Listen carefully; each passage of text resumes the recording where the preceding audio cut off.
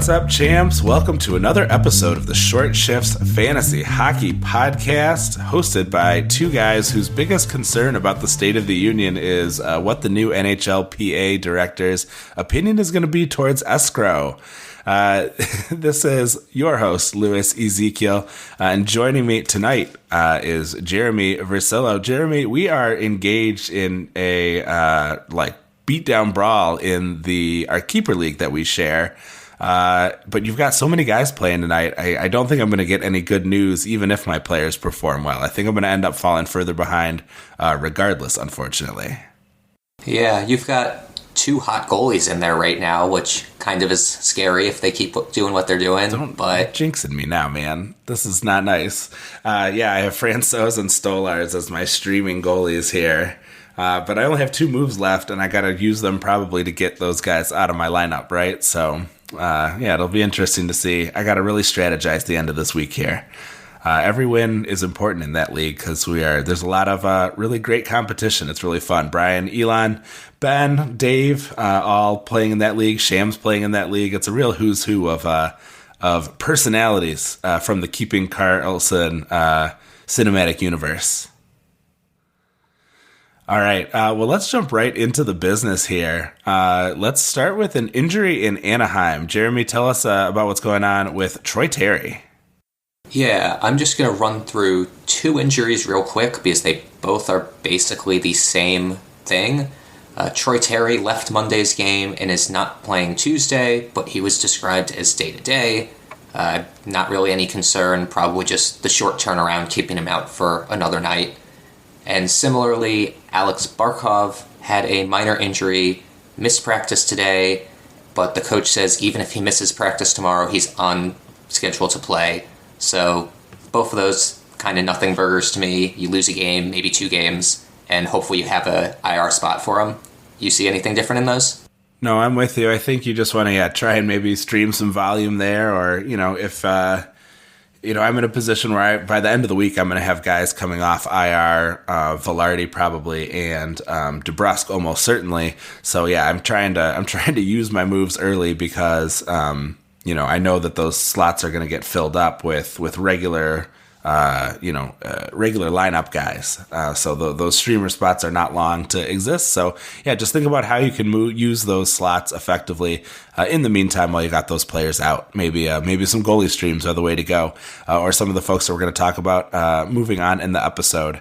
We also have some kind of breaking news, so not a ton of information necessarily, but what did we just see going down in Colorado? Yeah, so I'm seeing in Colorado that Cale Makar took a very hard, potentially dirty hit. I'm reading Discord comments is how I'm guessing on this, from Jeff Carter, and stayed down until the whistle and was immediately pulled, presumably by concussion spotters or by coaches, and has not returned yet. That instantly makes Devon Toews and Bowen Byram both really interesting. Byram in particular may be on a lot of wires because it's his first game back today, and he already has an assist. Yeah, I think he got an assist along with Sam Girard on the McKinnon goal.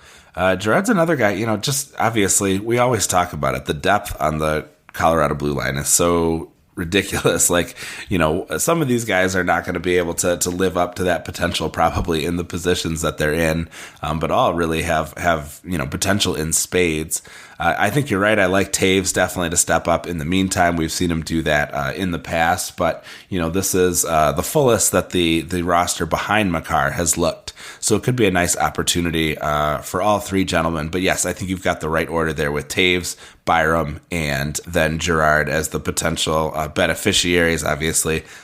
Number one thing is the health and safety of Cale Makar. But, the Avalanche are not in the position that we sort of thought that they would be, where they can kind of afford to sort of cruise. They need to keep the pedal to the metal. So, with luck, Makar will be back sooner rather than later. Maybe it'll just be the remainder of this game, and they'll say he's good to go next time up. There'll be a lot more information, I'm sure, post-game. We're just not there yet. We are reporting what we see as it happens. Yeah, fingers crossed for Makar's health. You always hate to see some of the best players in the game miss so much time because of concussions and head injuries that are way too pervasive in the game today. Yeah, absolutely. All right. We had questions in the Discord, too, about a couple of lines that folks wanted mentioned, both third lines that are having a ton of success. I'm going to start in New York with the kid line of Lafreniere, Philip Hedel, a.k.a. Philly Heat, and Capo Caco. It's the highest scoring even strength line combo for the Rangers this year with 34 combined points. Of course, that stat is a little misleading as the kid line is stuck together more than any combo. By comparison, the various Zibanejad line combos that appear in the top 10 most used deployments by the Rangers combined for 57 points. But they also compare pretty favorably with other more consistent line combos. They're tied for 15th most productive offensive line over the last month at even strength with 6 goals scored and only 1 goal allowed. Only 7 other combos in the 30 most productive even strength lines allowed 1 or 0 goals. And you have to imagine that's part of the reason why they are trusted in New York and why they've had so much longevity as a unit. I found that information, by the way, using the Frozen Tools line combo report generator. Yeah, in addition to the Frozen Tools report, I am looking on moneypuck.com, and based on expected goals percent, their line looks not great, but really solid. They are 54th among all line combinations that have played 150 minutes together this year. It puts them in the same range as Henrique Seagrass-Terry and Fiala Kopitar-Kempe and Perfetti Scheifele-Wheeler as far as their expected goals rate at even strength this year. Yeah, that's nice. One area to kind of get nitpicky, I think, is the shots for and against. They only are controlling 45% of their shots for, but they do have the advantage in shot attempts. They're taking 52% of shot attempts. So blocks and missed shots are eating into their success at controlling play a bit there. That's really the only knock I think we have against them. I think Lafreniere with 5 points in the last 5 and Hedel with 7 in the last 4 should be rostered in 14-team leagues and maybe should be, streamed in 12-team, at least until they cool off a bit. I think Caco is an all right streamer in deeper leagues. He just doesn't shoot enough for my taste. And we're going to talk about another line coming up that I think I might prefer all 3 members over the Rangers kid line. But pretty solid effort, definitely, and very exciting. I think for the future, much more so than maybe this other set of line mates that we're going to talk about, who a little older, a little more experienced. Yeah, do you want to roll into that line combo now since we have them on board? Yeah, let's jump into it. So I want to talk about Calgary's third line. All of the Rangers talk really is just made to set the table, I think, for what I'm going to call the Eat Blake Lund line. Jeremy, is that too tortured of an Eat, Pray, Love reference? I think the answer is yes, and I think we should leave it in. I think it goes around the bend to become good again. Yeah, I agree with you. It definitely fits the motif of the show at any rate. So this is another third line that is stuck together through a lot of movement in the top 6 on their team. Calgary's third line of Mangiapane, Backlund, and Coleman has been even more impressive statistically. So remember I said there were 7 other top scoring lines with 1 or 0 goals against at even strength over the last month. That Calgary line is one of them, allowing only 1 goal against. And they're behind only Zaka, Pasternak, and Krejci in even strength scoring. They have 12 goals, while the Pasternak line has 13 at even strength. And with 1 goal against, they have the best goals scored to goals given up ratio of any team, or of any line, I should say, except for the Scheifele line, which has not given up any goals, and therefore their ratio is very strong in that regard. They've controlled 68% of the shots on goal and 65% of the shot attempts. All 3 members have a 5-game point streak with 7 points in that span. I mean, just really, really productive work for the last month. If we're picking and choosing from among them, I think I would actually want Backlund first among them. He was not doing this last year when Mangiapane was going off, but he's got 3 shots a game and he's shooting a couple points below his career shooting percentage and about half of his career high. So I think there's some room for some puck luck to help him score a little bit more, especially if he keeps shooting 3 times a game. And then Mangiapane and Coleman, to me, are more or less a coin flip. Coleman's shooting a bit more. Mangiapane is further below his career shooting percentage. So I think both have marks where they could see some continued positivity from that pairing. So I think I like these 3, especially Backlund, over the New York guys. What do you think? Yeah, I think I like all three of them. I actually may like Coleman the best of them. He has 36 shots over his last 10 games, but you can't go wrong with any of the three. They kind of remind me of back in the day, the HBK line in Pittsburgh, where it was just a third line of players that were putting up ridiculous shot numbers at even strength, despite being the quote-unquote third line on their team. Yeah, that's a really good comparison. I like that. And then I was thinking about, what are the other third lines that might be as exciting? And the only one I can really think of is right now it's Fiala and Lizotte and Anderson Dolan, but you imagine it'll be Velarde when he gets healthy again. That's the only line that I feel like can kind of come close to sort of matching some of this production we've seen from these third lines. I may be missing some people out. I'm just thinking about this off the top of my head, but just really cool, I think, to see a couple of really strong third line outings. And obviously, for Calgary fans, it's great to get production up and down the lineup. And for the Rangers, it's a look into the future and a sign of hopefully things to come. So you could imagine those three might be playing together for a long time.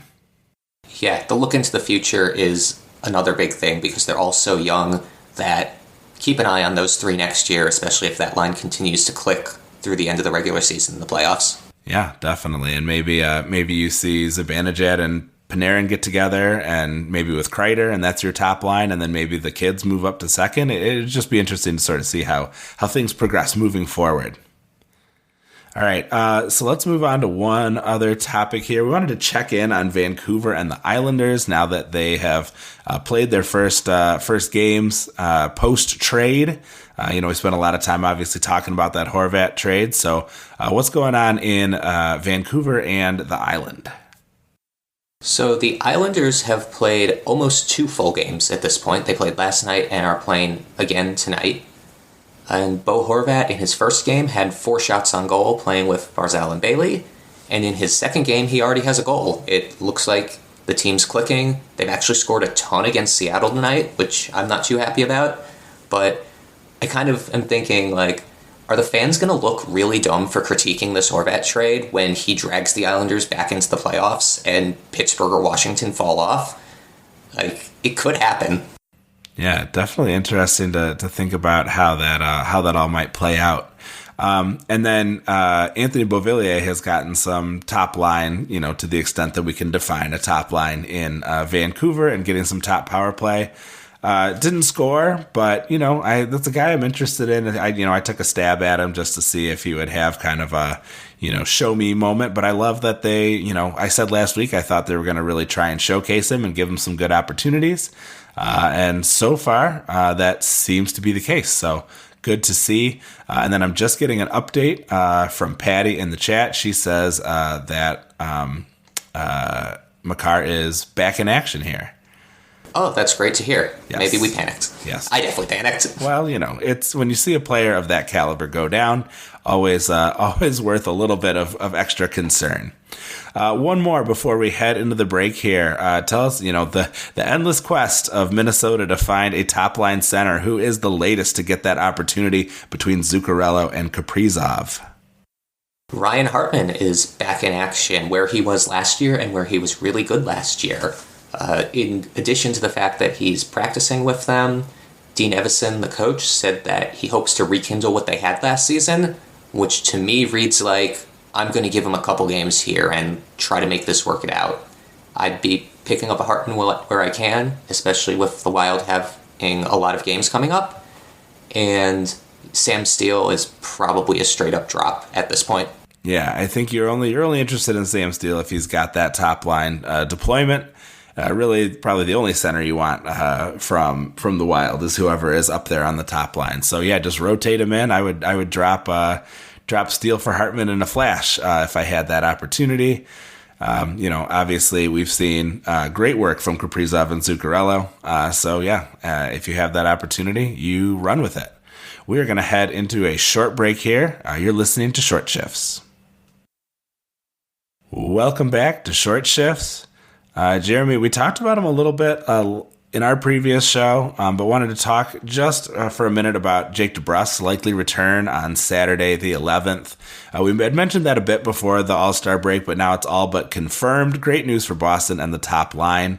Bad news for Craig Smith and anybody who chose to pick him up with that nice deployment he had. He only scored 1 goal in the last 5 games. Really didn't see much in the way of a bump in ice time. Despite getting Marchand and Bergeron at even strength, I think it's just very easy, very simple and straightforward to flip Smith to line 3 and reinsert Jake DeBrusk. I do think that Krejci owners are going to see a bit of a drawback as their guys likely headed back down to power play 2.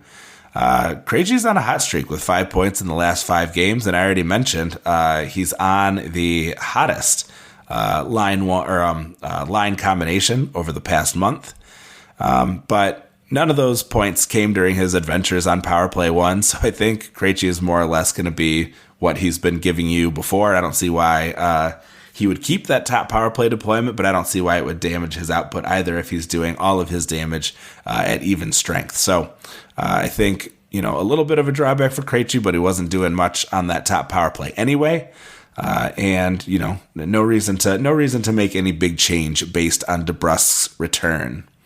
Another kind of interesting potential line 1 returner down in Florida. Jeremy, what's going on with the Duke? Anthony Duclair is an enigma to me.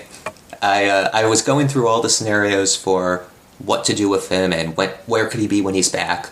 The interesting thing I saw was that he put up a 64-point pace last year, including more than 30 goals in 74 games.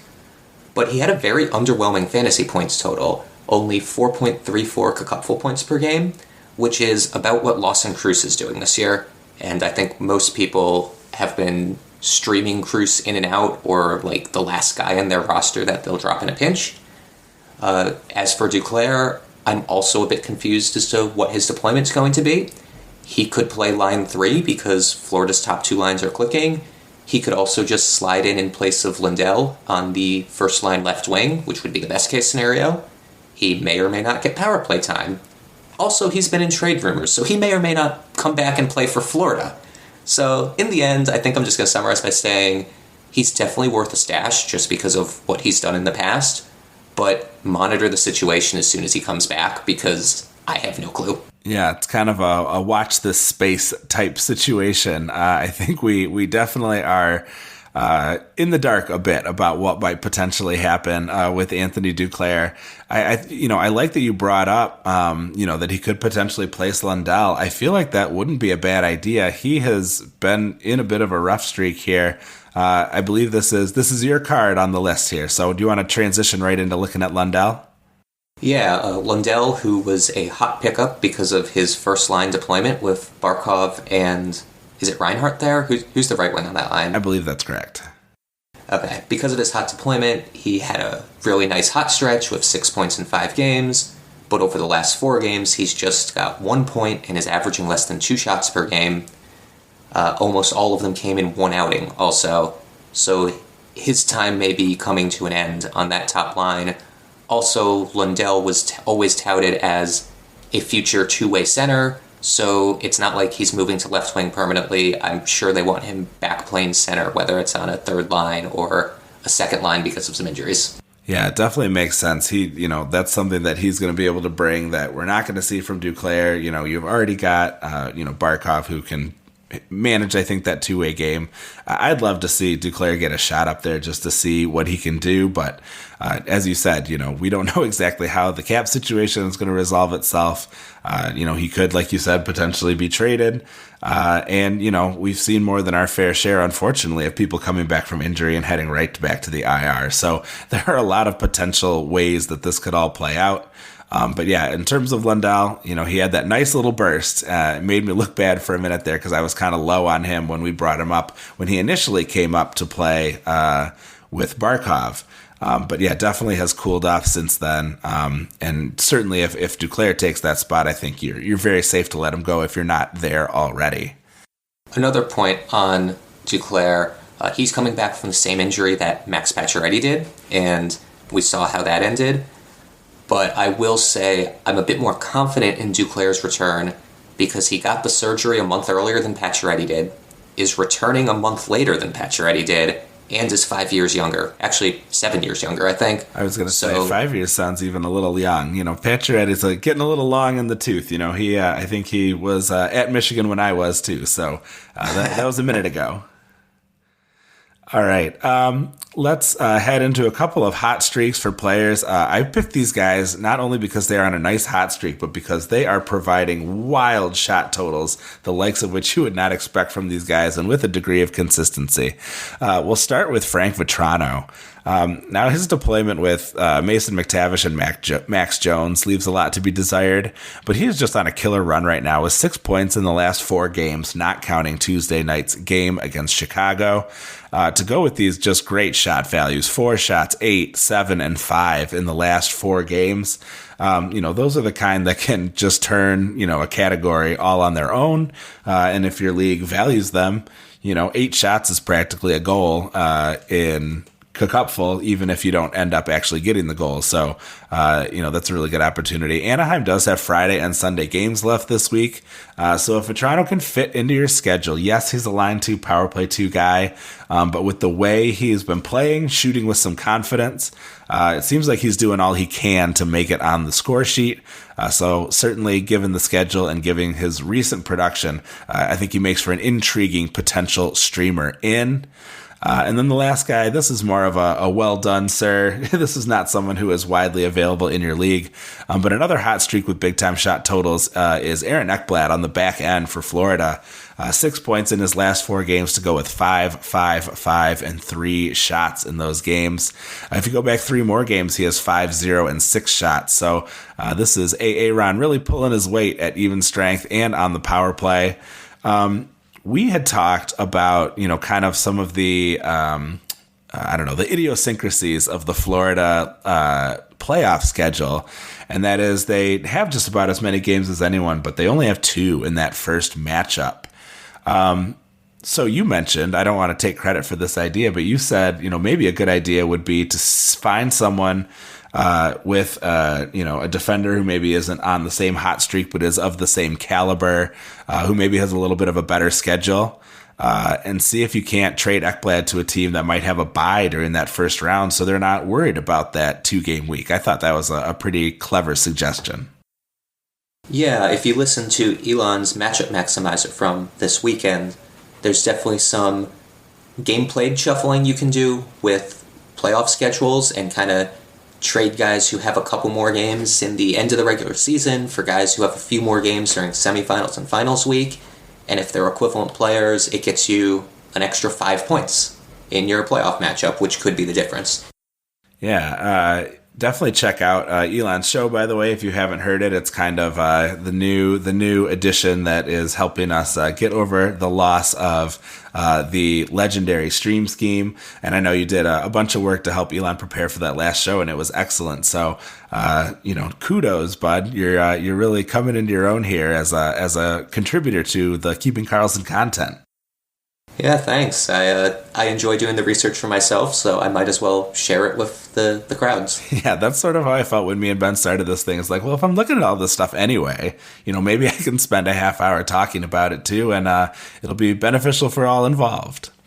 All right, well, that does bring us to the end of our show here today. Thanks, everybody who joined us on the Twitch stream. Thanks to anybody who is listening to it on their podcast service of choice. Please be sure to give us a follow at Short Shifts KK. Brian and Elon, of course, can be found at Keeping Karlsson. Also recommend you follow Elon and Shams at Game Day Lines, at Game Day Goalies, and at Game Day News NHL. All organized nicely at GameDayTweets.com, at least until Twitter decides to start charging a bunch of money for scraping that info, and then hopefully we'll find another way to do it. Please visit that site and all the great sites we use to research our episodes at Yahoo, Frozen Tools, and Natural Stat Trick. Our intro and outro music was created by Pat Roach. John Reed is our digital media producer. And until we see you next time, play smart and keep your shifts short.